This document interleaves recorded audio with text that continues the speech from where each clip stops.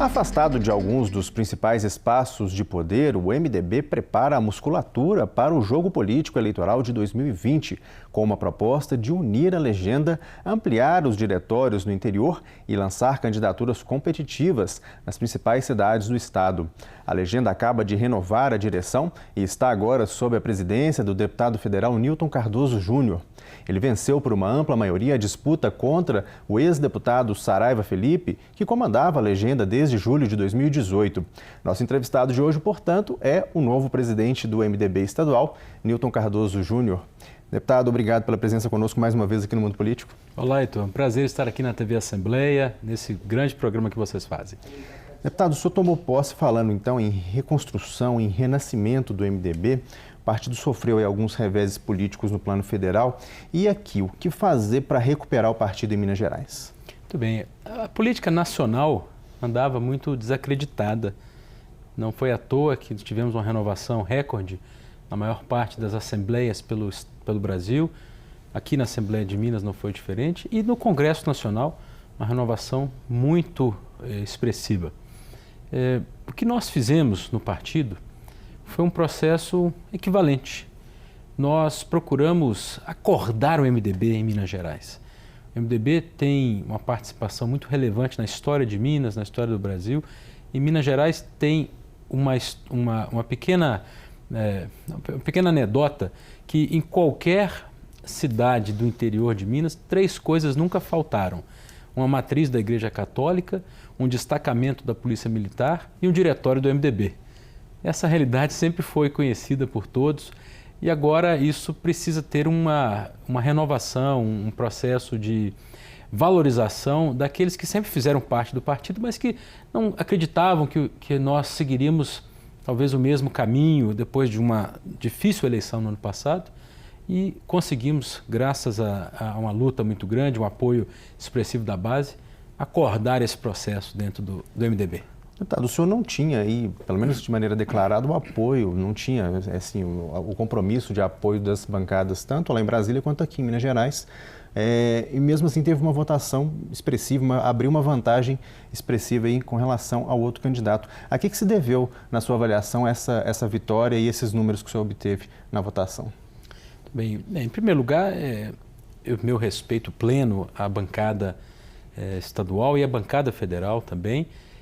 Nós temos grandes líderes, inclusive eu fazia parte da comissão provisória do MDB estadual, junto com exatamente esses mesmos líderes representados na comissão provisória.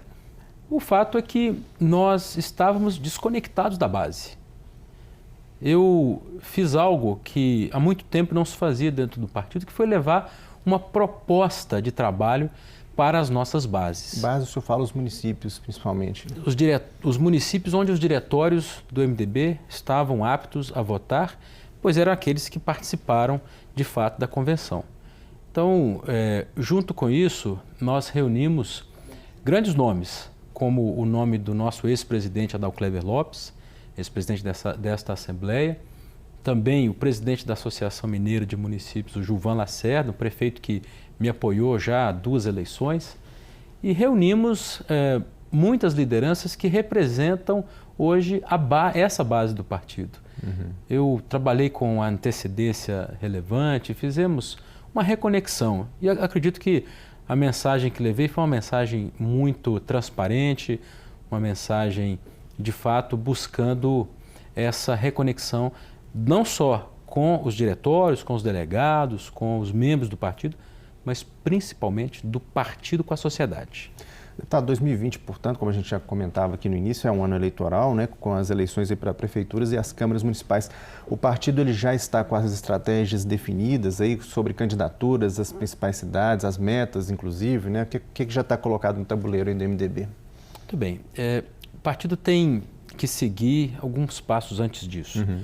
Nós fizemos, sim, com a comissão provisória, fizemos um processo de reorganização inicial, que foi muito importante para o partido, especialmente para realizar as eleições de 2018. Mas, desde que iniciamos lá o diretório novo, com a nova executiva, eu percebi a necessidade de dar um passo a mais. Então, portanto, estou apresentando novos controles, fazendo controles que são necessários em qualquer entidade privada.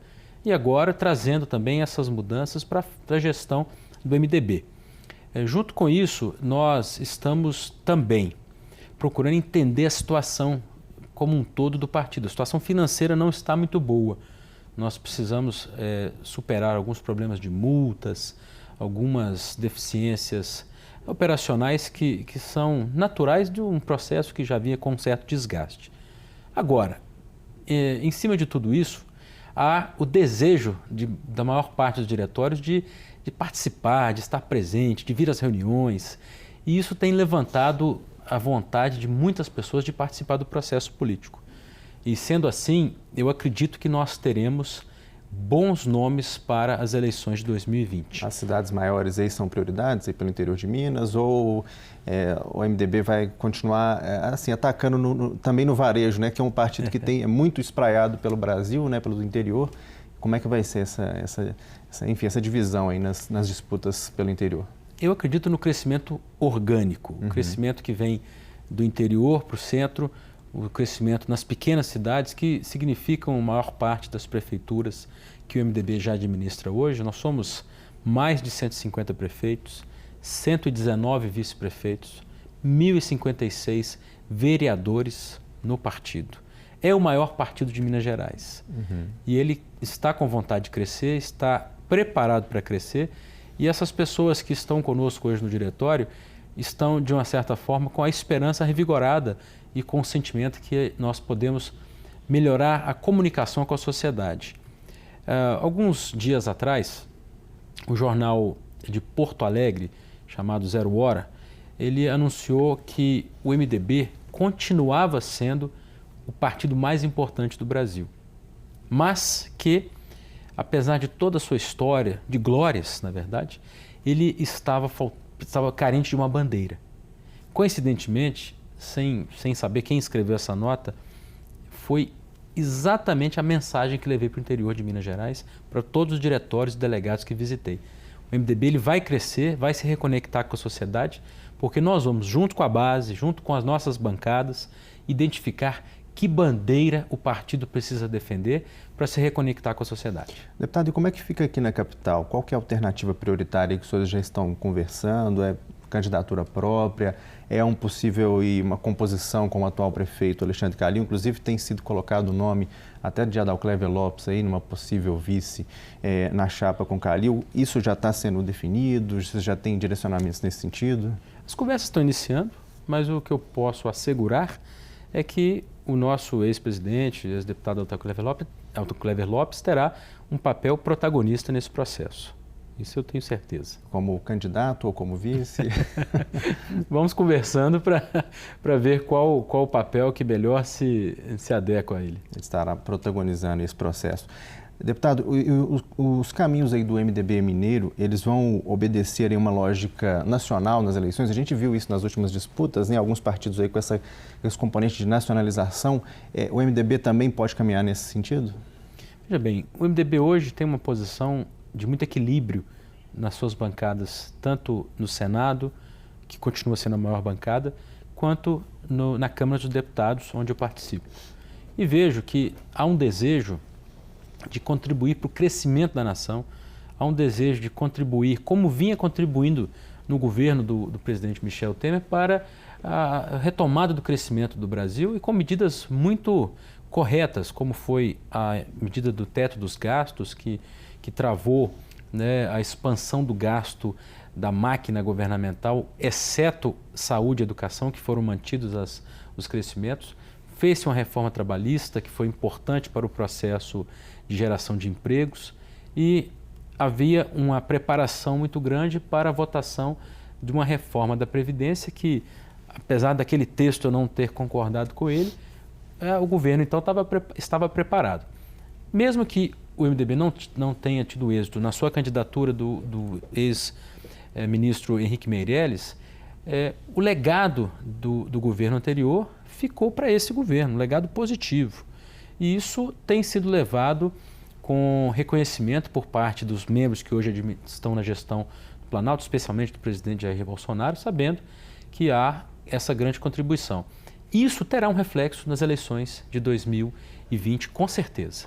O senhor comentava aí algumas pautas nacionais, como a reforma da Previdência. Nesse momento a gente tem visto aí no Congresso, né, temas relevantes aí para o Estado de Minas Gerais. E na semana passada foi votado lá na Comissão Especial esse parecer da reforma da Previdência sem incluir os estados e os municípios. Como é que o senhor está vendo esse impasse e há ainda margem para que eles sejam incluídos no ambiente do plenário da Câmara?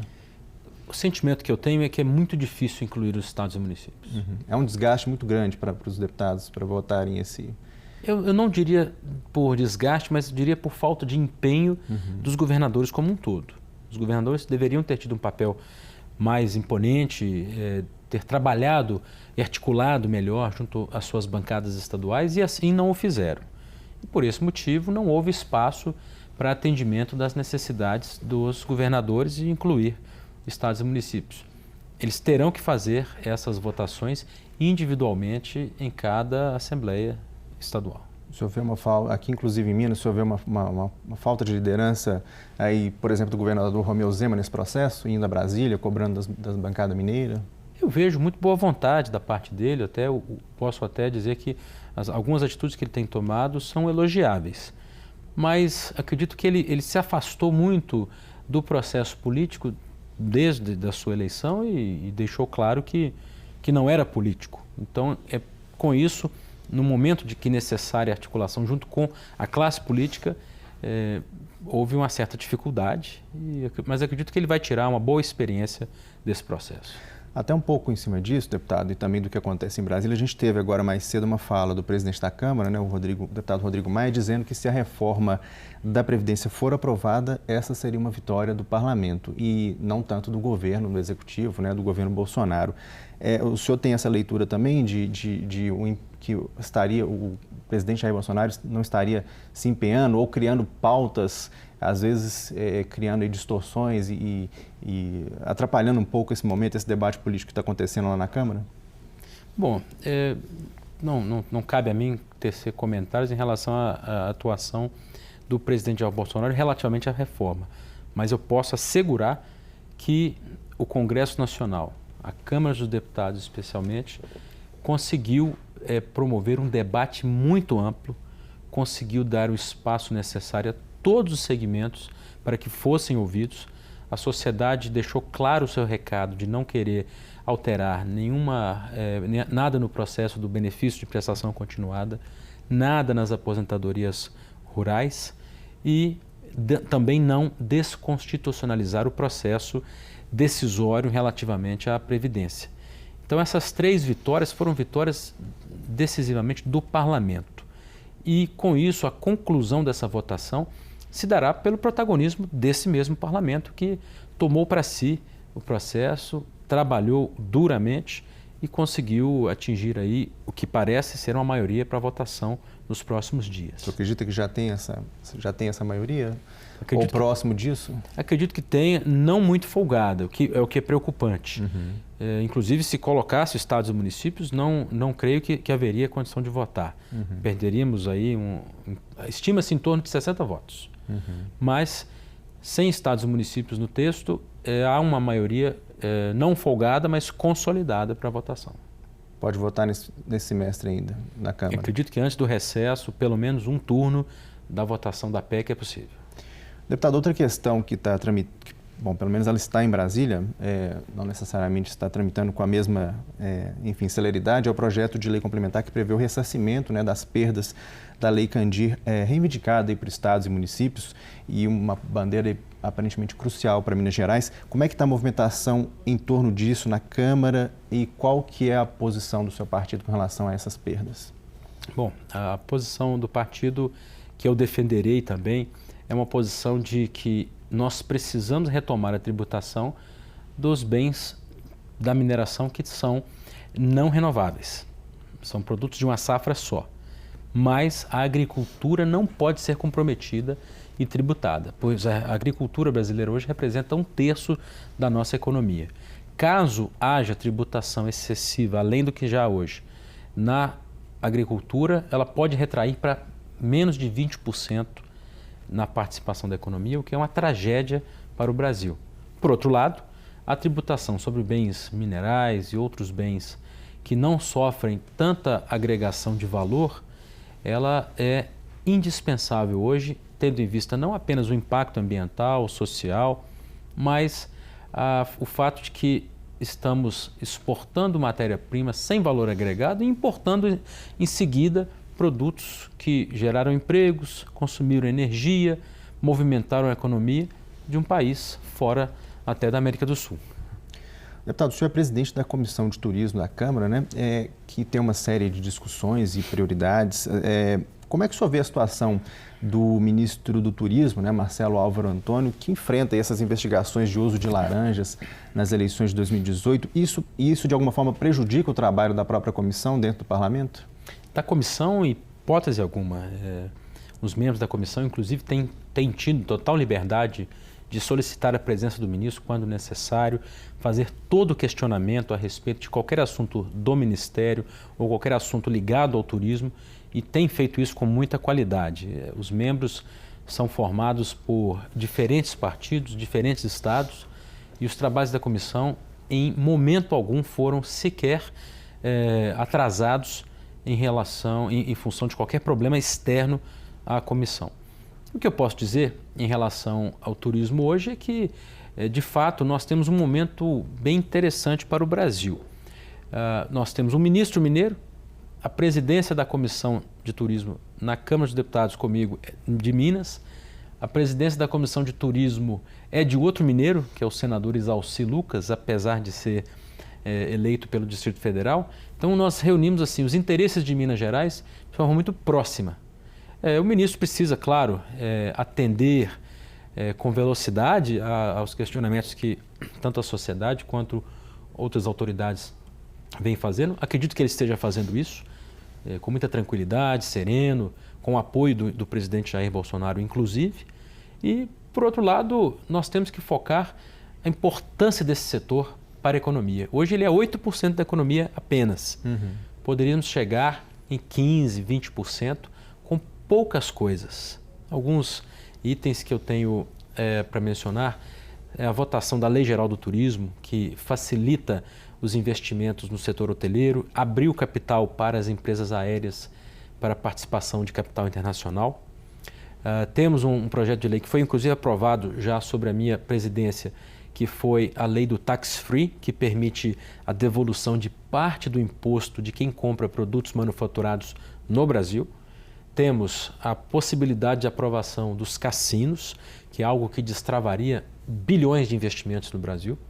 Temos a conversão da Embratur em uma agência reguladora, de forma a melhorar e dar mais independência e autonomia do processo de divulgação e promoção do Brasil no exterior e também dentro do Brasil. Afinal, o Brasil recebe 6 milhões de visitantes estrangeiros por ano. Vamos aumentar um pouco isso com a isenção de vistos para Canadá, Japão, Austrália e Estados Unidos. Uma grande medida, por sinal, que foi tomada pelo Ministério. E com isso vamos crescer esse número, mas são mais de 60 milhões de brasileiros que viajam dentro do Brasil. Nós temos que baratear o país para esses brasileiros, com passagens aéreas baratas, com hotéis bem localizados e com preços mais adequados, com condições de infraestrutura do turismo que viabilizem mais investimentos e com isso mais pessoas possam viajar. São algumas das medidas que estão muito no foco da nossa atuação na comissão. São os projetos de lei que nós temos defendido nessa linha.